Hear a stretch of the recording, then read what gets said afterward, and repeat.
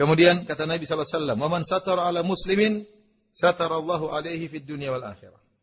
Barang siapa yang menutup aib seorang muslim di dunia, Allah akan menutup aibnya di dunia dan di akhirat. Kalau bisa kita tidak mengetahui aib orang, itu yang terbaik. Hidup kita tentram, hidup kita tenang. Ya, tidak baca-baca berita tentang aib orang lain, tidak mendengar-dengar berita tentang aib orang lain. Hati kita lebih tenang. Karena kalau kita dengar, kita pasti komentar, entah komentar dengan lisan, komentar dengan hati.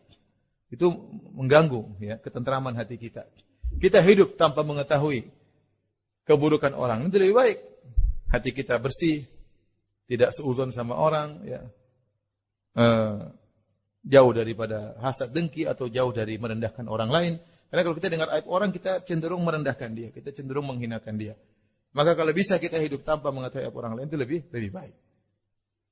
Ada orang bercerita tentang keburukan orang, mohon maaf saya tidak mau dengar. Atau dia mau nyebut nama, tolong jangan sebut nama. Kalau minta nasihat, tidak perlu sebut namanya. Ada masalah apa misalnya. Ya. Kalau tidak tahu aib orang lain, itu lebih baik. Tapi kalau qadarullah, ternyata Allah membuat mata kita melihat aib orang lain. Allah membuat telinga kita mendengar tentang aib orang lain. Maka hendaknya kita tutup aibnya. Bukan malah kita umbar. Tidak seperti sebagian orang yang malah bangga kalau tahu aib-aib orang. Oh, itu si fulan saya tahu itu dia itu begini dulu. Itu parah dia dulu gitu. Jadi bangga tahu aib orang. Jadi sama orang lagi, saya tahu itu saya tahu loh itu orang. Ngapain ente bangga tahu aib orang? Mending seorang tidak tahu aib orang lain. Hidupnya lebih tentram, hidupnya hatinya lebih bersih, dan lebih tenang, salatnya lebih khusyuk, ya. Keluar dengan hati bersih, tidak suudzon kepada orang lain. Tapi kalau qadarullah ternyata Allah membuat mata kita melihat aib saudara kita, maka yang bisa kita lakukan nasihati kalau bisa, nasihati langsung. Bukan mengumbar aibnya. Bukan mengumbar aibnya. Contoh, ada kawan cerita, telepon sama kawan lain. Halo, ente lagi di mana? Oh, saya lagi kemana gitu. Atau ternyata terdengar lagi di bioskop. Saatnya, untuknya ada suara-suara, intinya dalam bioskop lah. Lagi di bioskopnya orang. Ya berarti tidak sengaja kita tahu dia sedang di bioskop. Kita tahu aibnya. Ya sudah. Jangan kita ceritakan sama orang lain. Jangan bilang, oh itu si fulan. Saya lagi telepon dia lagi di bioskop. Ngakunya lagi pengajian misalnya. Nggak usah kita bongkar. Kalau kita mau nasihati dia. Ya akhi, saya tadi pas telepon ente, kok suara bioskop, ente lagi di bioskop ya? Kamu tidak boleh begitu, nasihati tidak apa-apa. Face to face atau langsung. Adapun bicara di belakang enggak baik. Bicara di belakang tidak baik. Nah, ikhwan, sekarang zamannya kita mengetahui banyak aib orang lain. Ini sekarang zaman bongkar-bongkaran aib ya. Ya antum hati-hatilah ya. Hidup cuma sekali, jangan spekulasi ya. Kalau bisa tidak tahu aib orang lain lebih baik ya. Kalau terpaksa tahu pun tidak mudah kita nyebar-nyebarin, hati-hati ya.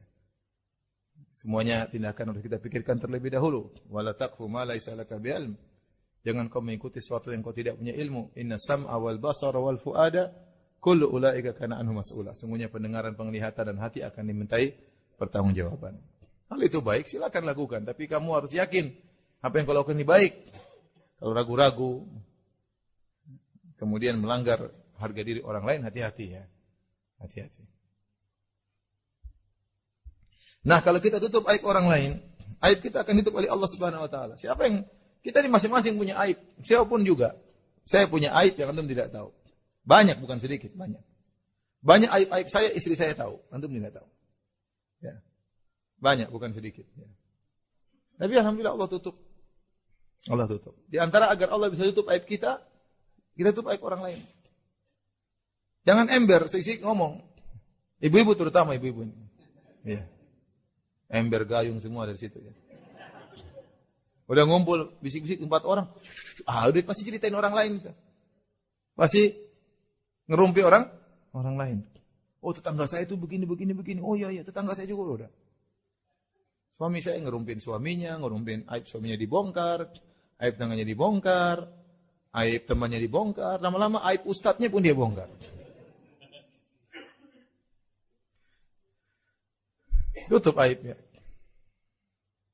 Dan itu nasihat yang selalu saya bilang sama istri saya. Istri saya alhamdulillah ya, maksudnya karena banyak orang main ketemu istri saya dan banyak juga yang curhat karena istri ustad. Karena istri apa? Ustad. Begini, gini. Saya bilang hati-hati. Hati-hati. Komentar hati-hati. Nanti kalau istri saya bilang, oh begitu, oh benar. Nah kan oke. Istri Ustaz Firanda aja kaget itu. Udah, ekspresinya harus dijaga. Jangan sampai mendukung atau enggak mendukung. Dan saya sering bilang, kalau ada orang curhat sama kamu tentang keburukan orang, nanti satu hari kamu juga akan diceritain keburukannya sama orang. Hati-hati. Jadi, nah ini penyakit ibu-ibu ya. Kalau bapak-bapak sih enggak sih. Bapak-bapak itu kalau ketemu ngobrolnya lain. Ngobrol bisnis, poligami, macam-macam. Tidak menceritakan, ya jarang lah. Ibu-ibu itu yang kita khawatirkan. Ibu itu bagaimana, ibu itu begini. Itu bagaimana, itu begini. Ini kita khawatirkan itu. Akhirnya aib-aib orang kita bongkar. Suatu saat Allah akan bongkar aib kita. Kalau Allah tidak bongkar di dunia, yang repot Allah bongkar di akhirat. Aib Allah bongkar akhirat di hadapan khalayak. Seorang mukmin pada hari kiamat kelak, kalau dia punya aib, Allah akan bongkar, tapi antara Allah dengan dia saja, yang lain tidak tahu. Kata dalam hadis fayudunihi, Allah akan mendekatkan seorang mukmin, ya, fayadau kanafahu, maka Allah tutup visitor, Allah tutup dia. Tidak ada yang tahu antara Allah dengan dia saja. Allah mengatakan, bukan kau pernah bermaksiat begini, bukan kau pernah bermaksiat begini, bukan. Allah bongkar aibnya. Tetapi antara Allah dengan dia saja. Tapi kalau seorang suka bongkar aib orang lain, Allah akan bongkar aibnya di hadapan khalayak pada hari kiamat. Sangat memalukan. Di hadapan tetangga-tangganya, di hadapan guru-gurunya, di hadapan murid-muridnya, di hadapan teman-temannya, keluarganya. Jadi, kalau kita ingin aib kita ditutup, maka tutup aib orang lain. Ada seorang, Syekh Abdul Razak pernah cerita, ada seorang datang ketemu Syekh. Syekh, saya mau bicara, Syekh.